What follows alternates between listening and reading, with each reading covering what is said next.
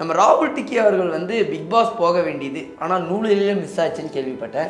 அது உண்மையா? எதனால் ஆக்சுவலி அந்த ஒரு விஷயம் மிஸ் ஆச்சு? அவங்க என்ன சொல்கிறது, நம்மக்கிட்ட எதிர்பார்த்த கேரக்டர் அவங்கக்கிட்ட நான் கொடுக்கலன்னு இன்கேஸ் எப்படி சொல்கிறது, அங்கே எப்படி வியர்டாக இருக்கணுமா எமோஷ்னலாக இருக்கணுமான்னு எனக்கு தெரியல. நானாகவே போனேன் அந்த ஆடிஷனுக்கு. போனப்போ அந்த ரீல்ஸ் பண்ணுறதுலேருந்து உள்ளே போகிறதுங்கிறதுலாம் டேலண்ட்டை பார்த்து அவங்க எடுக்கிறது இல்லை. மணி தான், காசு தான் பேசுது.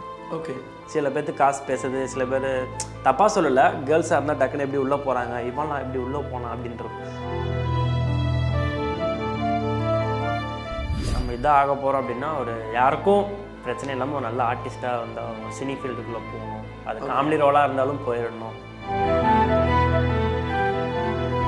அது ஒரு இது சென்னையில் தான் இந்த சீரியல் பண்ணலாம், ஒரு டே வந்து இந்த சீரியல் பண்ணலாம், ஈவினிங் இந்த சீரியல் பண்ணலான்னு நானும் பேயெல்லாம் கொடுத்துட்டேன். ரொம்ப கஷ்டப்பட்டு கடன் வாங்கி கொடுத்தேன். ஒரு 2 month 3 month வெயிட் பண்ணேன். என்னோடய எய்ம் ரொம்ப ஆசை, அட்லீஸ்ட் ஒரு செகண்ட்ஸில் ஒரு கார் வாங்கணும், ரொம்ப ஆசை, ஒன்றா சம்பாரிச்சு வாங்கணும். ஏன்னா நான் கார் ரீதியாக நிறையா அடிபட்டுருக்கேன். கார் துடைக்கும் போது, டயர் துடைக்கும் போது.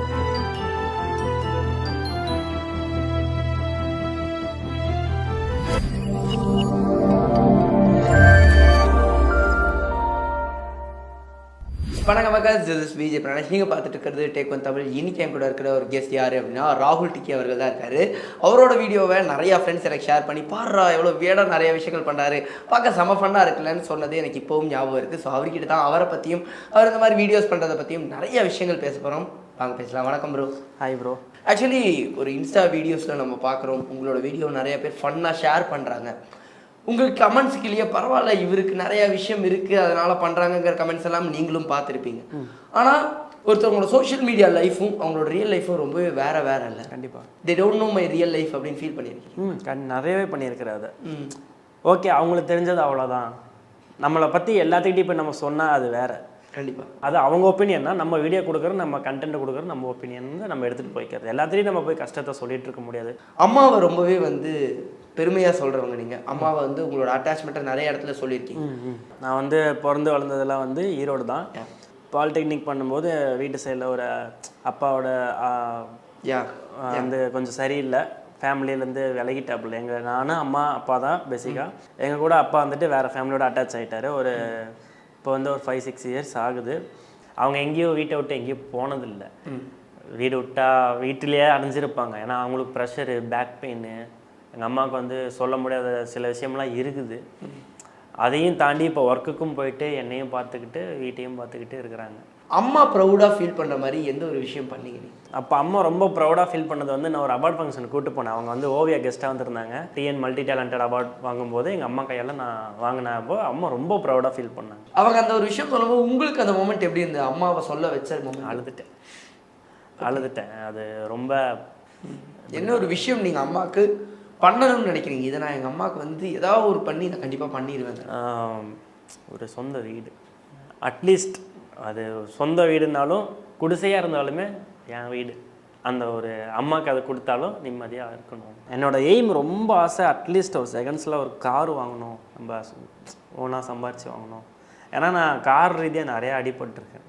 கார் துடைக்கும் போது, டயர் துடைக்கும் போது, அதே அங்கே ஸ்க்ராட்ச் விழுந்துடும்.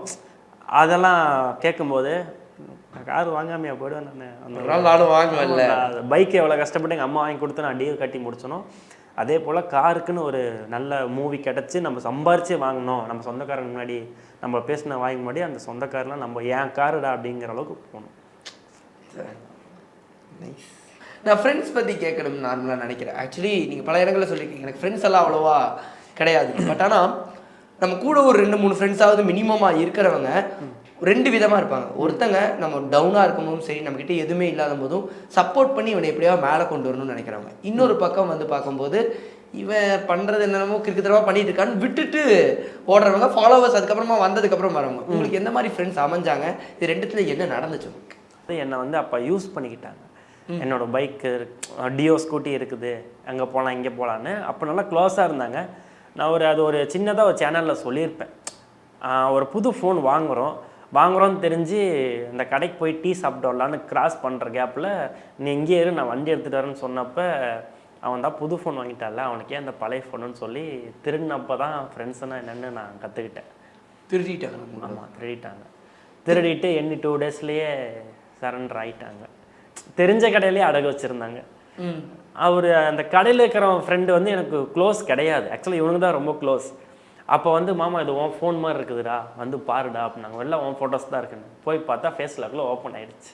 எங்கடா இங்கே வச்சுருக்காங்கன்னா அடகு வச்சுட்டு போயிருக்கானுங்கடா நம்ம கடையில் அப்படின்னு கூப்பிட்டு விசாரிக்கும் போது நாங்கள் எடுத்தோம் அப்படின்னு ரொம்ப பெரிய பிரச்சனையாச்சு. ஆக்சுவலி அது ஒரு மொமெண்ட்டை இப்போ ஃப்ரெண்ட்ஸு நார்மலாகவே ஏமாத்துறதுங்கிறது ரொம்ப கஷ்டமாக தான் இருக்கும். அது நம்மக்கிட்ட இருக்கிறதே கம்மிங்கும் போது அந்த ரிசோர்ஸையும் திருடும்போது அந்த ஒரு மொமெண்ட் எப்படி இருந்தால் அதுக்கப்புறம் அவங்ககிட்ட நீங்கள் பேசுனீங்களா? அதுக்கப்புறம் டச் இல்லை. இதை வந்து நான் ஏன் பெரிய இஷ்யூவாக நான் சொல்கிறேன் அப்படின்னா, நல்லவங்களும் இருக்காங்க கெட்டவங்களும் இருக்காங்க. நான் இப்போ இருக்கிற அப்டேட்டான ஃப்ரெண்ட்ஸ் எல்லாம் கொடுத்து வைக்கணும். அதனால வீடியோலையும் சரி, சப்போர்ட் பண்ணுறதுலையும் சரி, ஷேர் பண்ணுறதுலையும் சரி, ஸ்டோரி போடலாம். எனக்கு இப்போ வரைக்கும் நானாமல் தனியாக தான் வந்தேன். என்றைக்கு அந்த மாதிரி ஒரு விஷயம் நடந்துச்சோ, பழகும் போது யாராக இருந்தாலும் என்கிட்ட வந்து நான் பேசினா ஜாலியாக பழகுவேன். தம்பிங்களாக இருந்தாலும் ஃப்ரெண்டுங்களாக இருந்தாலும். இப்போ கொஞ்சம் ட்ரூ ஃப்ரெண்ட்ஸாக நான் லைட்டாக சம்பாரிச்சிட்டு வந்துருக்கேன் சென்னையில். சம்பாரிச்சிட்டிங்க அப்படின்னு மோட்டோன்னு ஒரு விஷயம் இருக்கும்ல, இப்போ நான் இதை பண்ணுறேன், இந்த மாதிரிலாம் பண்ணிட்டு இருக்கேன், என்னோட மெயின் மோட்டோ இதான் ஆக போகிறேங்கிறது என்னது?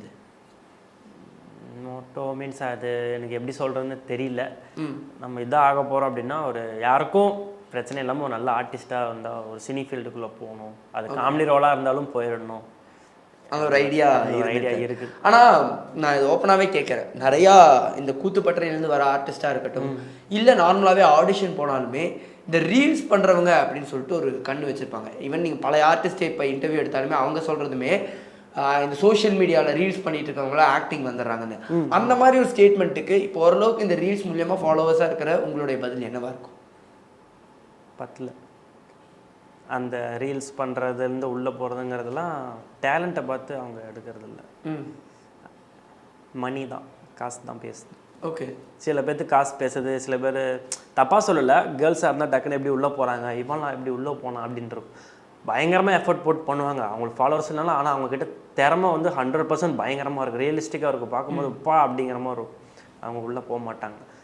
அது ரீல்ஸு நல்ல விஷயமும் கொடுக்கும், சில டைம் வந்து அப்படிங்கிற மாதிரி இருக்கும். அந்த மாதிரி நினச்சிக்க வேண்டியதான். ஆக்சுவலி இந்த ஒரு விஷயம் எனக்கு தெரிஞ்ச வரைக்கும் பல பேருக்கு நடந்திருக்கும்னு நினைக்கிறேன். அதுவும் ஈரோடு கோயம்புத்தூருங்கும் போது மெயின் சிட்டி சென்னை தான். அப்போ அவங்க அங்கே இருக்க வந்து படம் எடுக்கிறவங்க சொல்கிறது வந்து ஒரு 50,000 கொடுத்தனா நீ தான் லீட் ஹீரோ அப்படிம்பாங்க.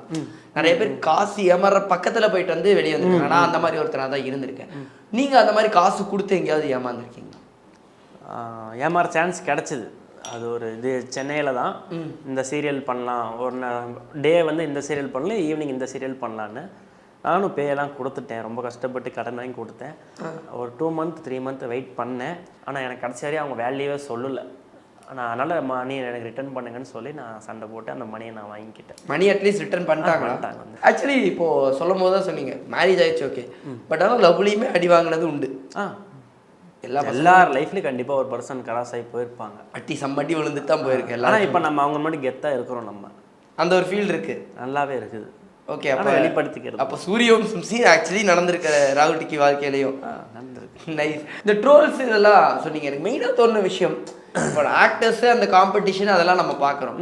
இந்த சேனல்ஸ் மீடியாலையும் நிறைய காம்படிஷன் இருக்கும். இந்த சோஷியல் மீடியா, இந்த இன்ஃப்ளூயன்சர்ஸ், இந்த மாதிரி ரீல்ஸ் பண்ணுறவங்களுக்குள்ளேயும் காம்படிஷன்லாம் இருக்கும். கண்டிப்பாக இருக்கும். அப்படியா? அதுலேயும் சண்டைகள்லாம் நடக்குமா என்ன? அதெல்லாம் ஏதாவது ஃபேஸ் பண்ணது சும்மா எனக்கு பிகாஸ் எனக்கு தெரியாதுங்கிறனால கேட்குறேன். இந்த ஃபாலோவர்ஸ்குள்ள ஒருத்தர் நம்ம ஃபாலோ பண்ணுவோம், இன்னொருத்தவங்க அதே மாதிரி வீடியோ பண்ணுவாங்க, அவங்களுக்குள்ளலாம் சண்டை இருக்குமா? அப்படின்னு சொல்ல முடியாது. ஃபாலோவிங் சீக்கிரமாக மேலே கொண்டு போகணும். இப்போ ஒரு 100K வந்துட்டாருன்னா ஐயோ நம்ம 99Kலேயே இருக்கிறோமே, தாண்டணும், சீக்கிரம் ஏதோ நல்ல கண்டென்ட் கொடுக்கணும், அந்த மாதிரி போட்டிஸ் தான் இருக்கும். மற்றபடி எதிர்ப்புகள்லாம் அவங்களுக்குள்ள இருக்குமாங்கிறது தெரியாது. ஓகே, நான் என்ன யாரும் எதிர்த்துக்க இப்போ வரைக்கும் எதிர்ப்பில் தான் இருக்கிறாங்க. ஆனால் நான் அவங்கள கேர் பண்ணாமல் போகிறனால தான் இன்றைக்கி நான் வந்திருக்கேன், இவ்வளோ தூரம் வந்திருக்கேன். அந்த மாதிரி இருக்கீங்க. ஆமாம், புரியல. நெகட்டிவ் கமெண்ட்ஸ் எல்லாம் ஓகே, ஹேட்ரட்னு ஒரு விஷயம் இருக்கும். இவன் இப்படி பண்ணிட்டான்டா அப்படின்னு நிறையா ஒரு அள்ளி தெளிக்கிற ஒரு விஷயமா இருக்கும். அந்த மாதிரி விஷயத்துக்குள்ளெல்லாம் போயிருக்கீங்களா அப்படின்னு கேட்டிருக்கேன். நிறையா போயிருக்கிறேன். எந்த மாதிரி விஷயம்? நம்மளை பார்க்கும்போது திமிரா பார்ப்பாங்க, தௌலத்தாக பார்ப்பாங்க, அண்டாம்பர் அப்படின்னு ஒவ்வொரு எரிஞ்சு உக்காந்துருப்பாங்க. நம்ம மேடைக்கு போகும்போது லெட்ஸ் வெல்கம் டு ராகுல் டிக்கி அப்படின்னா கூட கை தட்ட மாட்டாங்க. செல்ஃபி எடுத்துகிட்டு இருப்பாங்க, ஏய் வாடா டைம் ஆகுதுடா ஆளுன்ட்டு போய் எடுத்துன்னுக்குறேன். நிறையா ஹேட்டர்ஸ் பார்த்துருக்குறேன். அந்த மாதிரிலாம் பார்த்துருக்கேன். எனக்கு டவுட்டாக இருந்தது, இந்த மாதிரி ஸ்டேஜஸ்க்கு நிறையா கூப்பிடுவாங்க, அவார்ட் ஃபங்க்ஷன்ஸ்க்காக இருக்கட்டும், கெஸ்ட்டாக கூப்பிட்ற இடம் இருக்கும். கெஸ்ட்டாக கூப்பிட்ற இடத்துல டக்குன்னு அவங்களே நம்மளை ட்ரீட் பண்ணுறது சம்டைம்ஸ் வியர்ட் ஆயிடும். நம்ம அந்த மாதிரி ஒரு காமெடியான வீடியோஸ் போட்டிருப்போம், டக்குன்னு ஏதாவது ஸ்டேஜில் பண்ணுங்க அப்படிலாம் ஏதாவது சொல்லியிருக்காங்களா உங்களுக்கு? அது எந்த அளவுக்கு உங்களுக்கு ஆக்வர்டாக ஃபீல் ஆயிருக்கு? அது எந்த அளவுக்குன்னா மக்களுக்கு கொஞ்சம் சின்ன ஃபன்னாக இருக்கும் ப்ரோ, நீங்கள் பண்ணி காமிச்சிங்கன்னா அப்படின்னு சொன்ன மேடையே இருக்குது. இவர் நம்ம சொன்னால் என்ன வேணாலும் பண்ணுவார், ஆனால் உங்களுக்கு பசங்க ஏதாவது சொல்லுங்கள், இங்கேருந்து குதிக்க சொல்கிற பல்ட்டி அடிப்பார், அதெல்லாம் கொஞ்சம் அன்வான்டாக ஏன்டா போனோம் அப்படிங்கிற மாதிரி. ஆனால் அது தகுந்த ரிசல்ட்ஸ் வீட்டுக்கு வந்து ஃபோன் பண்ணி இன்னொரு வாட்டி கூப்பிட்டிங்கன்னா உங்களுக்கு அவ்வளோதான் அப்படின்னு சொல்லிடுறோம். அதெல்லாம் சொல்லிடுவோம், தாராளமாக சொல்லிடணும். சொல்ல வேண்டிய கட்டாயத்தில் தான் நம்மளுமே இருக்கோம். ஓகே, ஆக்சுவலி நான் கேள்விப்பட்ட ஒரு விஷயத்தை உங்கள்கிட்ட கேட்கணும்னு நினைக்கிறேன். நம்ம ராகுல் டிக்கி அவர்கள் வந்து பிக் பாஸ் போக வேண்டியது, ஆனால் நூலிலேயே மிஸ் ஆச்சுன்னு கேள்விப்பட்டேன். அது உண்மையாக எதனால் ஆக்சுவலி அந்த ஒரு விஷயம் மிஸ் ஆச்சு? அவங்க என்ன சொல்கிறது, நம்மக்கிட்ட எதிர்பார்த்த கேரக்டர் அவங்கக்கிட்ட நான் கொடுக்கலன்னு, இன்கேஸ் எப்படி சொல்கிறது, அங்கே எப்படி வியர்டாக இருக்கணுமா எமோஷ்னலாக இருக்கணுமான்னு எனக்கு தெரியல. நானாகவே போனேன் அந்த ஆடிஷனுக்கு.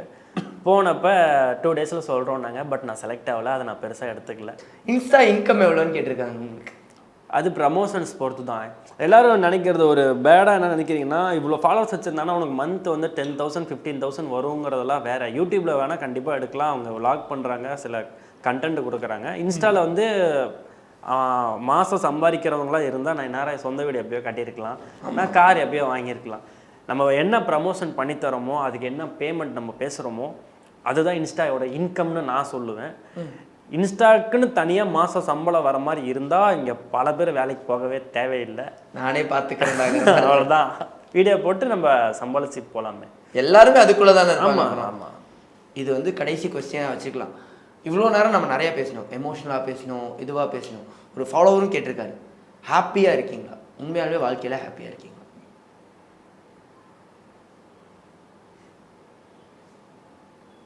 நோ ஒரே சொல்கிறக்கு ஒன்றும் இல்லை. நிறையா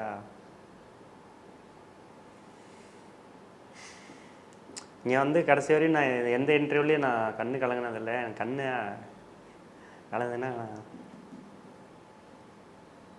can I know the reason? Because நான் சொல்ல முடியாது ப்ரோ. நம்ம லைஃப்பில் அவ்வளோ ஏமாற்றம், அடி, அசிங்கம். ஓகே, வாட் வில் மேக் ராகுல் டிக்கே ஹாப்பி தென்? அது சொல்ல முடியாது ப்ரோ. ஏன்னா நான் ஹாப்பியாக இருக்கேனான்னு என்னை நானே நிறைய டைம் கேட்பேன்.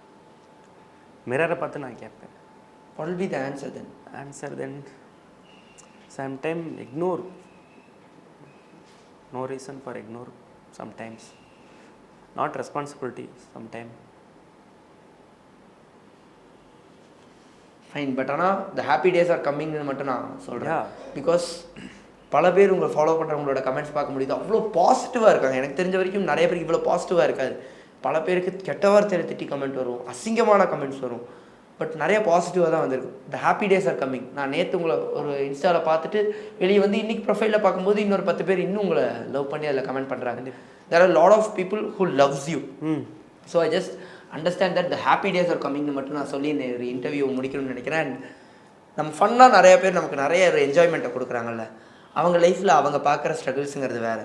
முடிஞ்ச அளவுக்கு அந்த என்ஜாய்மெண்ட்டை அவங்களுக்கும் ஸ்ப்ரெட் பண்ணுங்கள், முடிஞ்ச அளவுக்கு பாசிட்டிவிட்டி எல்லாருக்கும் ஸ்ப்ரெட் பண்ணுங்கன்னு சொல்லி இந்த ஒரு இன்டர்வியூ முடிக்கணும்னு நினைக்கிறேன். அண்ட் இந்த ஒரு இன்டர்வியூக்கு ரொம்ப ரொம்ப தேங்க்ஸ் ப்ரோ. சாரி, ஏதாவது ஒரு விஷயம் ஏதாவது உங்களை ஹர்ட் பண்ணியிருந்தேன்னா சாரி. ரொம்ப தேங்க்ஸ். Thank you bro.